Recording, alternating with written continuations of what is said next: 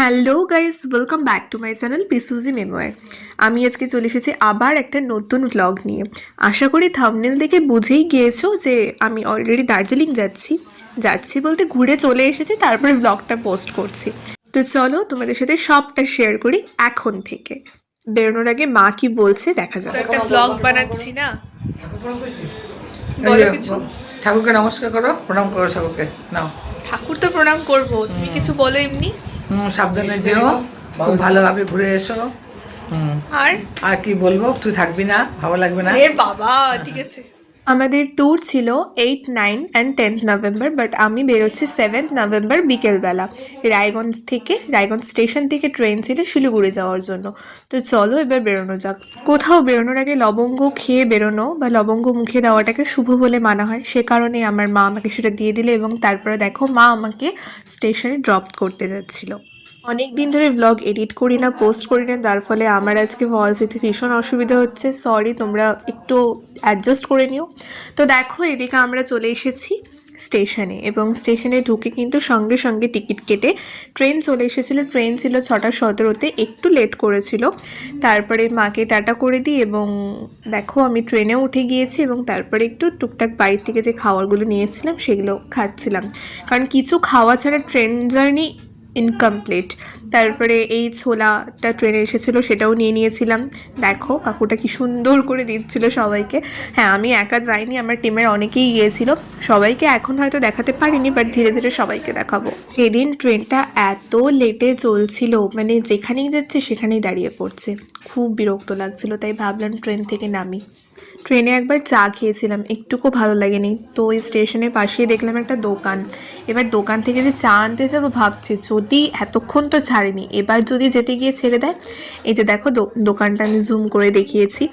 তো যাই হোক, সাহস করে গিয়েছি এবং চা খাওয়া হয়েছে। তো এবার দেখো অনেকক্ষণ পর, হ্যাঁ ব্লগটা হয়তো 2 মিনিটের এতক্ষণ হয়েছে, কিন্তু প্রায় 10 ঘন্টা বসে থাকার পর আমরা শিলিগুড়ি পৌঁছতে চলেছি। না না, 10 ঘন্টা মানে তোমরা সেটাকে সিরিয়াসলি নিয়ে নিও না। 6 ঘন্টায় পৌঁছে গিয়েছিলাম। 4 ঘন্টার রাইট টাইম, বাট 2 ঘন্টা লেট করেছে, কি করা যাবে। তো চলো এখন হোটেলে যাওয়া যাক, কারণ আজকের রাতটা আমাদেরকে হোটেলে স্টে করতে হবে। কালকে সকালে আমাদের গাড়ি শিলিগুড়ি টু দার্জিলিং। দেখো বলতে বলতেই আমি স্টেশনের পাশে একটা হোটেলে চলে আসি। নামটা আমার ঠিক মনে নেই, দেখে বলতে হবে। মেবি শুকতারা ইন্টারন্যাশনাল ছিল।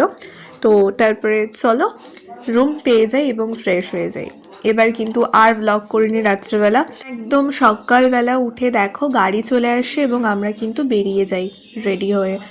আমি এর মাঝে আর ব্লগ করিনি বলতে আমি ভুলে গিয়েছিলাম, কারণ আমি তো প্রফেশনাল ব্লগার নই। আমার হঠাৎ হঠাৎ করে মনে পড়ে, আমি ভাবি হঠাৎ হঠাৎ করে ক্লিপস নিতে লাগবে। ওই জন্য আমি বাড়িতে এসে ঠিক বুঝেই পারি না আমি কোনটার পর কী বলবো। তো যাই হোক, রাস্তার মধ্যে হাজারবার গাড়ি দাঁড় করানো হয়েছে এবং পেছনে তোমরা যাদেরকে দেখতে পাচ্ছ সবাই আমাদের টিম মেম্বার। আমরা 4জন রায়গঞ্জ থেকে এসেছিলাম এবং বাকি 4জন মালদা থেকে সকালবেলা শিলিগুড়ি এসেছিলো। তো একসাথে মিট হয়ে আমরা একটা গাড়ি রিজার্ভ করিনি এবং সেখান থেকে দার্জিলিং যাই। এবার তোমাদেরকে কিছু ইনসিডেন্ট বলি। আরে না না, সিরিয়াস হওয়ার মতন কিছু নয়, জাস্ট মজার কয়েকটা ঘটনা। লাইক আমাদের কাছে গাড়ির মধ্যে একটা ব্লুটুথ মাইক ছিল। মানে হয় না ফোনের সাথে ব্লুটুথে কানেক্ট করলে পরে মাইকে গান করলে, গোটা রাস্তা আমরা খালি গান করতে করতে গিয়েছি। আমাদের সাথে যে ড্রাইভার দাদা ছিল সেও ভীষণ এনজয় করেছে। তো দেখো গল্প করতে করতে আমরা কিন্তু কার্শিয়াং চলে এসেছি। মানে সেই রায়গঞ্জ থেকে গল্প বলা শুরু করেছি, সবে জাস্ট কার্শিয়াং পৌঁছলাম। এবার একটু ব্রেক নিতে হবে, একটু চা না খেলে ঠিক আর ভালো লাগছে না। কিন্তু কোথায় দাঁড়াবো? এই যে বন্যার পর সব রাস্তা বন্ধ হয়ে গিয়েছে, জাস্ট ওয়ান ওয়ে চলছে এখন। তো সব জায়গাতেই প্রচণ্ড জ্যাম, আমরা প্রায় আটকে আটকে মানে 1.5 ঘন্টার রাস্তা প্রায় 3 ঘন্টায় গিয়েছি। তো যাই হোক, অবশেষে একটা জায়গায় দাঁড়াতে পারলাম এবং সবাই মিলে একটু চা ব্রেক নিয়ে নিলাম। কিন্তু শুধু কি চা খেলে চলবে বলো? পাহাড়ে জার্নি, মোমো না খেলে হয়? তাই ভাবলাম কেউ খাক না খাক, আমি অ্যাটলিস্ট চিকেন মোমো নেবই। তো দেখলাম আমার সাথেও 2-3 জন বলল হ্যাঁ নিতেই লাগবে। আমার সাথে কিন্তু কোনো রকম ট্রাইপড স্ট্যান্ড কিংবা সেলফি স্টিক কিচ্ছু ছিল না, পুরোটাই আমার হাতে করা। তাই গোটা ভিডিওটা অনেকবার কেঁপেছে, অনেক জায়গায় অনেক রকম প্রবলেম হয়েছে, বাট স্টিল একটু ম্যানেজ করে নিও, কারণ একটু তো বুঝতে লাগবে। যাই হোক, তোমাদেরকে আমি কি দেখাতে চাইছি তোমরা হয়তো দেখে বুঝতে পারছো যদি ভালো করে লক্ষ্য করে থাকো। আমরা রাস্তায় যেতে যেতে কাঞ্চনজঙ্ঘার ভিউ পেয়ে গিয়েছি। আহা হা হা, এর থেকে ভালো আর কি হতে পারে। আমরা বাঙালিরা সবাই চাই পাহাড়ে যাব, সেই বরফে ঢাকা কাঞ্চনজঙ্ঘার ভিউ পাবো না, এটা কখনো ভালো লাগবে বলো?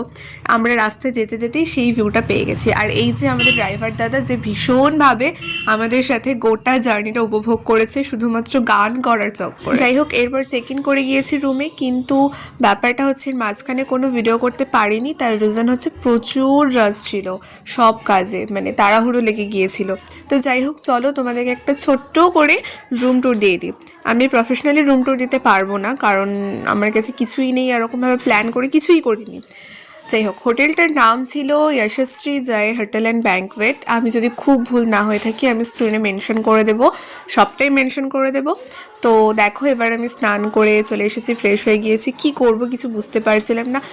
প্লিজ কেউ ভেবো না যে ঠান্ডা লাগছে না, প্রচণ্ড ঠান্ডা ছিল, কিন্তু জাস্ট গরম জলে স্নান করে এসেছি, তাই এত চিলভাবে বসে আছি। এদিকে আমাকে সামনে আন্টিটা জিজ্ঞেস করছিল, আচ্ছা তুমি ক্যামেরা অন করে কি করছো? আমি বললাম আমার একটা চ্যানেল আছে, সেটার জন্য ব্লগ বানানোর চেষ্টা করছি জাস্ট। তো চলো আমি এবার একটু রেডি হই। ফাইনালি স্নান কমপ্লিট, ব্রেকফাস্ট বাইরে থেকেই করে এসেছি, অ্যান্ড এখন যাব লাঞ্চে। তো লাঞ্চে কী কী থাকছে যদি ফাঁকা থাকে তাহলে অবশ্যই দেখাবো। আর রুম টুরটা দিয়ে দেবো, কারণ ঢোকার সঙ্গে সঙ্গে রুম ট্যুর দেওয়া পসিবল হয়নি, বাট দিয়ে দেবো। আর লাঞ্চে যদি দেখাতে না পারি তাহলে কী কী থাকছে সেটা দেখিয়ে দেবো, কারণ জিম করবেটাও আমি সবটা দেখিয়েছিলাম, মানে চেষ্টা করেছিলাম, কিন্তু এখানে চেষ্টা করব, বাকিটা তোমাদের উপর। তো চলো আমি ফুললি রেডি। তো এবার বেরোনো যাক, লাঞ্চে যাওয়া যাক। লাঞ্চে গিয়ে আমি কিছুই দেখাতে পারিনি, কারণ আমি এবার দার্জিলিংয়ে এসে প্রপার কিছু ব্লগ করতে পারিনি, বিকজ আমি খুব আনকমফোর্টেবল ফিল করছিলাম। কারণ জিম করবেটের সময় আমাকে কেউ চিনতো না, আমি কাউকে সেভাবে চিনতাম না, কিন্তু এখানে মোটামুটি সবার সাথেই টুকটাক পরিচয় হয়ে গিয়েছিলো, কারোর সামনে আমি কোনো ভিডিও বানাতে পারছিলাম না। তো যাই হোক, লাঞ্চ হয়ে যায়, লাঞ্চের পর আমরা একটু বেরোই ম্যাল রোডে যাওয়ার জন্য, এবং সেখান থেকে যাই মহাকাল মন্দিরে। এর আগে আমি প্রচুরবার এসেছি, এর আগে আমি ভিডিও বানিয়েছি, কিন্তু ওগুলো আমার গ্যালারিতেই পড়ে রয়েছে, আমার আর এডিট করতেও ইচ্ছে করেনি, আমি পোস্টও করিনি, বাট হ্যাঁ কোনো না কোনো দিন অবশ্যই পোস্ট করব। তো দেখো, মহাকাল মন্দিরে চলে এসেছি, তোমরা একটু আমার সাথে ঠাকুর প্রণাম করে নাও, এবং মহাকাল মন্দির থেকে জাস্ট চেষ্টা করছি নামার সময় তোমাদেরকে ভিউটা দেখানোর। আমি কিচ্ছু প্রপারলি ভিডিও করতে পারিনি, তার জন্য I am extremely sorry, but হ্যাঁ জাস্ট ওই যে বলি আমি আমার ভিডিওতে একটা কথাই, মেমোরি ক্রিয়েট করার জন্য আমি ভিডিওটা করি। এই ভিডিওটা একটু কেমন হলেও আমি নেক্সট ভিডিওটা ভালো করে আরও করার চেষ্টা করেছি, আশা করি তোমাদের ভালো লাগবে ভিডিওটা। আমি জাস্ট কদিন পরই পোস্ট করে দেবো। আর এখানে আমরা যাচ্ছিলাম মহাকাল মন্দির থেকে সামনে দিয়ে পেছন দিক দিয়ে সার্কেল টাইপের ঘুরে বেরোনোর, তো সেখান থেকে চেষ্টা করেছি তোমাদেরকে একটু একটু একটু করে দেখানোর। তো চলো এবার প্রকৃতির মাঝখানে আমি এবার নিজেকে একটু দেখিয়ে নিই। তো সবাই মিলে হাঁটছিলাম, বেশ ভালো লাগছিল দুপুরটা, কিন্তু খুব মিস করছিলাম আমার মা, আমার ফ্যামিলি, আমার যে ঘুরতে যাওয়ার অলওয়েজ বুচিদের যে টিমটা, কারণ আমি এর আগে কখনো পাহাড়ে একা একা আসিনি, মানে এইভাবে আসিনি কোনো প্রোগ্রামের দিক থেকে। তো পাহাড় মানে আমার কাছে ইমোশন, আমার কাছে মনে হয় আমার ফ্যামিলি, আমার মা, আমার সেই টিমটা যারা আমরা ঘুরতে আসি। তো ঠিক আছে, সব জায়গায় সব রকম হবে না, সব পরিস্থিতি সবসময় পছন্দ মাফিক হয় না। তো এবার সন্ধে হয়ে গিয়েছে, আমাদেরকে এবার রুমে ফিরতে হবে, কারণ সেখানে গিয়ে আমাদের একটা পার্টি রয়েছে, সেটা অ্যাটেন্ড করতে হবে। বাট তার আগে আবার মোমো খাবো, কারণ দার্জিলিংয়ে এসেছি বা পাহাড়ে এসেছি, যেখানেই এসেছি মোমো তো খেতেই হবে। তো দেখো, ম্যাল রোডে একটা প্রোগ্রাম চলছিল, সরলা মেলা খুব সম্ভবত, সেখান থেকে বিভিন্ন রাজ্যের, মানে সরি পশ্চিমবঙ্গ রাজ্যের বিভিন্ন জেলার বিভিন্ন জায়গার হস্তশিল্প মেলা টাইপের একটা বসেছিল। এবং তারপরে আমি চলে আসি আরেকটা জায়গায়, বলতে পারবো না নামটা কি, বাট রাস্তা চিনতাম আমি।